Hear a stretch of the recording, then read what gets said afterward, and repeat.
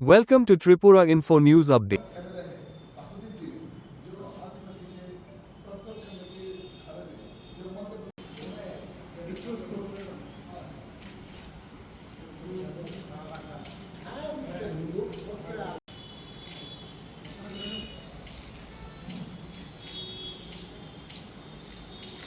आज की जो घटना हुई है ये दिखाता है कि बीजेपी कितनी बड़ी कायर है। आज एक विधायक पर हमला करा जाता है। क्यों करा जाता है? क्योंकि वो सच बोलने की ताकत रखता है। सुदीप रॉय बर्मन जी ने जो कहा 100% सही है। राहुल जी ने ये पहले ही कहा जो भी इस देश में दलित, आदिवासी, गरीबों, पिछड़ों की आवाज उठाएगा उस पर बीजेपी हमला करेगी। और आज की जो त्रिपुरा में घटना हुई है ये उसका सबसे जीता जाता उदाहरण है। जब सुदीप रॉय बर्मन जी ने कहा कि बीजेपी के लोग आदिवासियों पर पेशाब करते हैं तो ये 100% सही है। मैं उसका खुद चश्मदर्शी हूं। मध्य प्रदेश की यह घटना है। मध्य प्रदेश के सीधी जिले की यह घटना है। मैं मध्य प्रदेश से झाबुआ का विधायक हूं, चुनाव और जनप्रतिनिधि हूं और आज राष्ट्रीय आदिवासी कांग्रेस के राष्ट्रीय अध्यक्ष के नाते आप सबके बीच में आया हूं। जब यह घटना हुई थी उसमें कौन लोग शामिल हैं? उसमें भाजपा का जो विधायक प्रतिनिधि है वो खुद शामिल है। और ये सबसे बड़ी बात इसमें यह है कि जो लोग इसमें शामिल थे वो सीधे सीधे विधायक का प्रतिनिधित्व कर रहे थे सीधी जिले, और उनका प्रतिनिधि जाकर आदिवासी के स्तर पर पेशाब कर देता है। पर बात यह है कि आज तक उस पर कार्रवाई हुई। दिखावे के लिए बहुत कुछ करने का षड्यंत्र करा गया पर आज तक कोई भी ठोस कार्रवाई उस पर नहीं हुई। और यही नहीं, जब यह घटना हुई थी, जिस आदिवासी के साथ घटना हुई थी उसका नाम था दशमत रावत, और जिस व्यक्ति ने यह घटना को अंजाम दिया था उसका नाम था परवेश, वो उनका विधायक प्रतिनिधि था। हम जब उसके परिवार के पास पहुंचे तो हमें एक चौंकाने वाली चीज पता लगी कि उसके पति को उठवाकर अगवा कर दशमत को सरकार ले गई। अरे अगर कुछ गलत नहीं करा होता तो सरकार को हमारे आदिवासी भाई जिस पर पेशाब भाजपा के लोगों ने करी थी, विधायक प्रतिनिधि ने करी थी, तो क्यों ले गए? और ले कौन गया? वहां का मुख्यमंत्री शिवराज सिंह चौहान जी, जो कि आज के समय में इस देश के कृषि मंत्री हैं कैबिनेट। और जब वो ले जाते, जब उनकी पत्नी से हमने बात करी, वो बिलख रही थी, रो रही थी, उनके 3 बच्चे बिलख रहे थे। वो ये बोल रहे थे हमको पता ही नहीं था कि उनका पति कहां चला गया। ये एक प्रताड़ित महिला की, आदिवासी बहन की आवाज थी। शिवराज सिंह चौहान जी का फोन उसके पास आता है और फोन आने के बाद शिवराज सिंह जी उसको लालच देते हैं कि मैं तुम्हें पैसे देता हूं, मैं तुम्हें घर दे दूंगा, पर तुम चिंता मत करो, तुम्हारा पति हमारे पास। आप सोच सकते हैं कि उस पर क्या बीती होगी कि जब उसको यह पता लगा कि मुख्यमंत्री ने उसके पति का अपहरण करा है। और ये मैं आपको दिखाऊंगा, अभी लैपटॉप के माध्यम से पूरा वीडियो दिखाऊंगा जिसमें मुख्यमंत्री जी उसकी पत्नी को क्या क्या लालच दे रहे हैं। और वहां पर पहुंचकर हम लोगों ने उस समय उसकी आवाज बुलंद करने का काम करा था ताकि दोषियों पर कार्रवाई हो सके। मैं आपके सामने वो वीडियो चलाता हूं, आप सब लोग देखिए। ये वीडियो आप सबके पास पहुंचेगा और इस वीडियो में किस तरह से जो प्रताड़ित महिला है क्या कह रही है वो भी आप जरूर सुनिएगा। मैं वीडियो चालू करता हूं।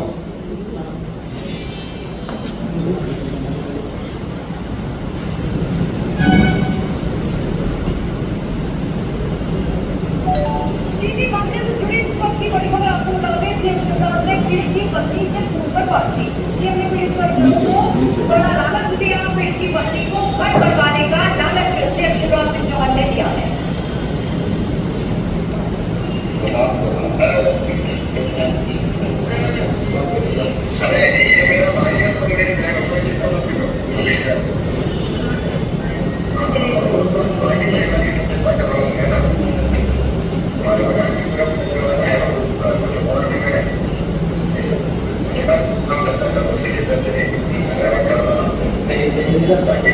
Mic take to back. पैसा हम करना चाहिए आदमी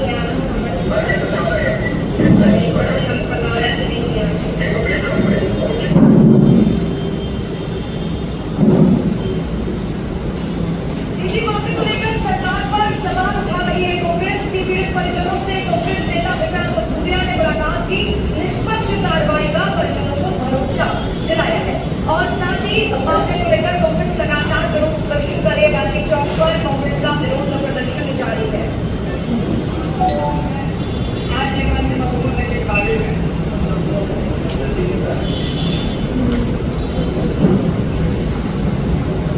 ये हम लोग वहां पर पहुंचे थे और आज कहीं ना कहीं मेरा यहाँ आना संयोग नहीं है, कहीं ना कहीं यहाँ पहुंचना ये भगवान ने ही भेजा है कि इन लोगों को सबक सिखाओ और इनके जो झूठ है उसका पर्दाफाश करो।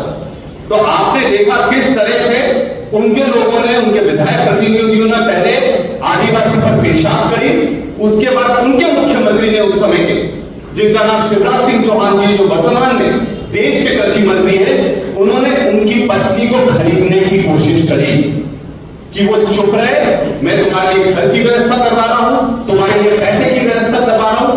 पर हमारी आदिवासी बहन का क्या जवाब आया? उसका जवाब आया आप तो मेरे पति को वापस भिजवा। तो वापस किसको भिजवाते? कोई उठाकर ले गया होगा तभी भिजवाते। तो ये पूरी पार्टी गुंडों की पार्टी और इस तरह से ये आदिवासियों को शोषित करते हैं, डराते हैं, धमकाते हैं, उन पर पेशाब करते हैं, उन पर अत्याचार करते हैं और उनको यह डराया जाता है कि आप कुछ बोलो मत, पैसे से, पुलिस प्रशासन की पूरी ताकत से। और आज जब हमारे विधायक सुदीप बर्मन जी ने कोशिश करी सच्चाई सबके सामने लाने के लिए, तो कुछ लोगों को उन्होंने भेजकर उनका विरोध करवाने की कोशिश करी। पर भाजपा को मैं बता दूं, हम लोग आपके गुंडों से डरने वाले नहीं हैं। हम लोग राहुल गांधी जी की सेना है और हम लोग पूरे दम से लड़ाई लड़ेंगे और जो सच्चाई हम आपके सामने लाना चाहते थे वो हम सब आप सबके सामने लेकर आ रहे हैं। साथ में एक और महत्वपूर्ण मुद्दा मैं आप सबके सामने लाना चाहता हूं कि जो यहाँ पर ऑटोनॉमस डिस्ट्रिक्ट काउंसिल है, ये सबसे बड़ी ताकत थी छठी अनुसूची की, 6 शेड्यूल की आदिवासी क्षेत्रों में। और इसमें जो 125th अमेंडमेंट था, ये अमेंडमेंट ये था कि जो पंचायत राज की व्यवस्था होती है 5वीं अनुसूची क्षेत्रों में, उसमें 3 स्तरीय व्यवस्था होती है। वो 3 स्तरीय व्यवस्था ना होकर इसमें सिर्फ विलेज काउंसिल 1 स्तरीय व्यवस्था है, जिसके कारण जो पैसा एडीसी काउंसिल के माध्यम से विलेज काउंसिल को जाना चाहिए वो आज तक नहीं पहुंच पाया। और इसमें सबकी मिली भगत, बड़े बड़े लोग आए, उन्होंने बड़े बड़े दावे करे कि हम ये कर देंगे, वो कर देंगे। पर आज की हकीकत है कि आज भाजपा की 3 इंजन की सरकार इस प्रदेश में बैठी है। दिल्ली में उनकी सरकार, त्रिपुरा में उनकी सरकार, एडीसी में उनकी सरकार, और फिर भी आज तक आदिवासियों को उनका अधिकार नहीं दिया है। तो हम आपसे के माध्यम से ये बताना चाहते हैं कि हम लोग पूरी ताकत से 125th अमेंडमेंट जो होना चाहिए 6 शेड्यूल में, उसकी लड़ाई शुरू कर रहे हैं। और इसमें हर गांव तक हम लोग जाएंगे, लोगों तक जाएंगे और इसको एक बड़े आंदोलन के रूप में इस प्रदेश में लड़ने का काम हम लोग करेंगे। कांग्रेस पार्टी करेगी, राहुल गांधी जी करेंगे।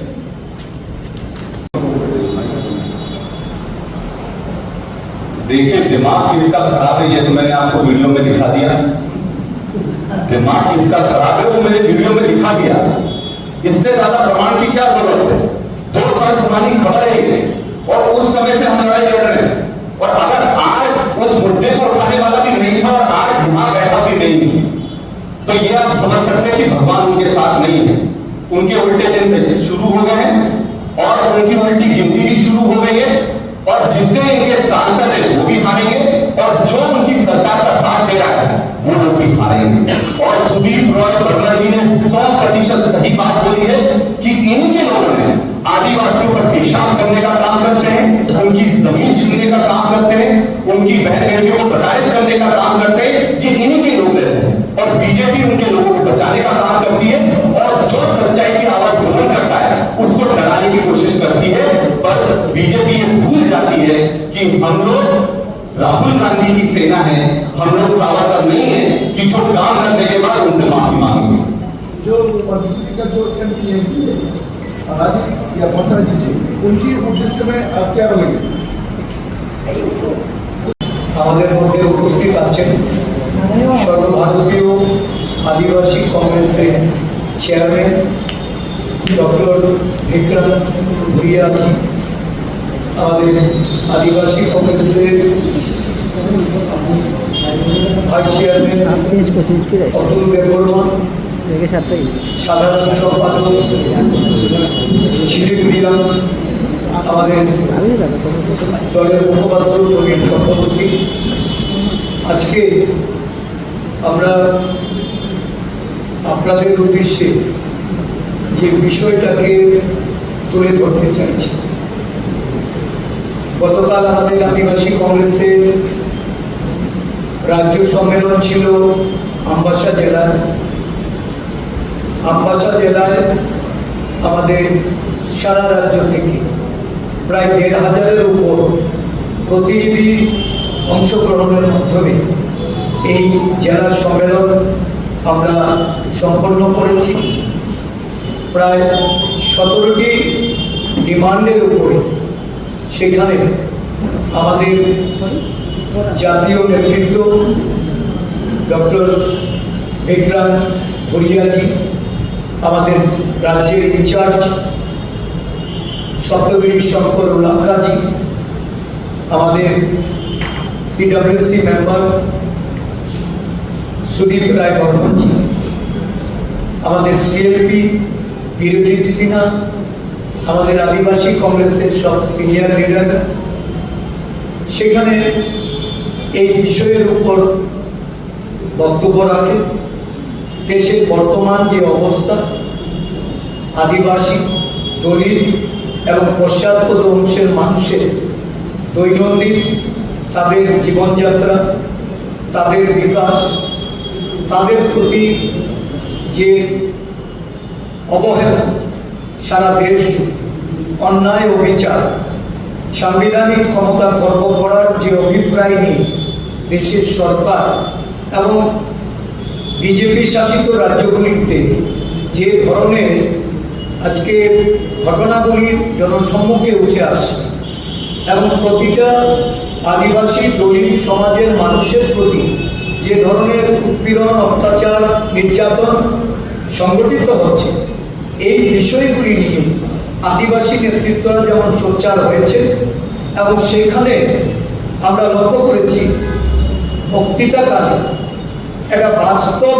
মধ্যপ্রদেশের চিত্র, যে চিত্রটা আজকে আমরা আপনাদের সম্মুখে এই আমরা ছবিতে আপনাদের সামনে তুলে ধরলাম। আদিবাসীদের যারা প্রতিনিধিত্ব করছেন তাদের শরিক দল হিসাবে তাদেরকে কেন দেখা যায়?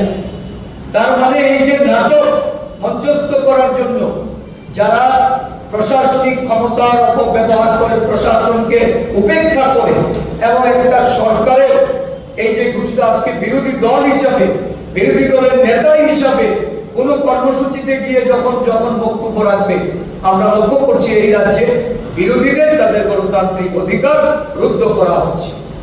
মারপিট করে, অফিস ভাঙচুর করে, বাসস্থানে আক্রমণ করে যারা বিরোধীকে দাবিয়ে রাখতে চায়, আসলে বাস্তব ঘটনা এটা কিন্তু কখনো লোপাট করা যাবে না, সেটাকে ঢাকা দেওয়া যাবে না এবং সেটা জনসম্মুখে আসলে তার থেকে কিন্তু তারা কখনো এই আদিবাসী সমাজের কাছে তাদের এই যে বার্তা, এই বার্তা কখনো এটা সঠিক হবে না, এটা ভুল বার্তা। আমরা তার তীব্র নিন্দা জানাচ্ছি, ধিক্কার জানাচ্ছি। আমাদের নেতৃত্বে আদিবাসীদের প্রতি আমাদের কংগ্রেস দলের তাদের যে দায়িত্ব, কর্তব্য, তাদের যে ভূমিকা, দেশে এই আদিবাসী দলিত সমাজকে যারা পেছনে ঠেলে দিতে চায়, যারা উন্নয়ন বিমুখতার কারণে সারা দেশব্যাপী আদিবাসী বিরোধী সরকার এবং একটা দল হিসেবে চিহ্নিত হচ্ছে, আজকে তাদের বিরুদ্ধে কথা বলার জন্য যখন আমাদের নেতৃত্বরা সেখানে এই দেশের বর্তমান বিভিন্ন ঘটনাবলী এবং এই বাস্তবতা এটা যখন তুলে ধরেছে, এই রাজ্যে বিজেপি সরকারের আমলে না এনইসিতে উন্নয়ন, না এই রাজ্যে আদিবাসীদের জন্য তাদের কোনো প্রচেষ্টা। বিগত দিনে কংগ্রেস আমলে যে উন্নয়ন কংগ্রেস সরকার করে গেছে, এটা এডিসির ক্ষমতা প্রদানের ক্ষেত্রে, এডিসির এলাকায় বসবাসকারী মানুষের উন্নয়নের জন্য, তাদের কর্মসংস্থানের জন্য, চাকরির জন্য এবং সর্বোপরি ক্ষমতায়নের জন্য যে সংরক্ষিত আসন সংখ্যা বৃদ্ধি করা, রাজীবজি রামপুরের চুক্তির মাধ্যমে ডক্টর মনমোহন সিং বনাধিকার আইন যেটা ফরেস্ট অ্যাক্ট যেটা চালু করেছিল, ফরেস্ট রাইটস অ্যাক্ট, এখানে ইমপ্লিমেন্ট করার ক্ষেত্রেও এই সরকারের যে ভূমিকা, এই ভূমিকা অত্যন্ত নিন্দনীয়। এবং দেখা গেছে শুধু রাজনৈতিক প্রেক্ষাপটকে সামনে রেখে তারা নানা কথা বলে, নানা প্রতিশ্রুতি দিয়ে প্রতিশ্রুতি খেলাপি একটা সরকার আজকে আদিবাসী জনগোষ্ঠীর কাছ থেকে তার সরে গেছে, আদিবাসী জনগোষ্ঠীর সমর্থন সরে যাচ্ছে। এই রাজ্যে কংগ্রেস বিকল্প আদিবাসী মঞ্চ, আদিবাসী কংগ্রেসকে সামনে রেখে যখন সংগঠিত করছে, তখন ভারতীয় জনতা পার্টি তারা তাদের পায়ের তলার জমি যখন সরে যাচ্ছে, যখন আদিবাসী অঞ্চলে তাদের যে জনসমর্থনের ভিত এটা যখন দুর্বল হচ্ছে, আদিবাসীরা যখন দলে দলে কংগ্রেস দলে এসে যোগদান করছে, আমরা প্রতিনিয়ত এই আদিবাসীদের তাদের সমর্থন করতে আমরা আদিবাসী কংগ্রেস তারা সক্ষম হয়েছে। এই বিষয়টাকে সামনে রেখে একটা বাস্তব ঘটনা, গতকাল সুদীপ রায় বর্মন আমাদের সিডব্লিউসি মেম্বার বিধায়ক, উনি যে ঘটনার উল্লেখ করেছেন, এই ঘটনাকে নিয়ে তারা একটা হইচই বাঁধানোর চেষ্টা করছে, তারা আদিবাসী সমাজকে একটা ভুল বার্তা দেওয়ার চেষ্টা করছে।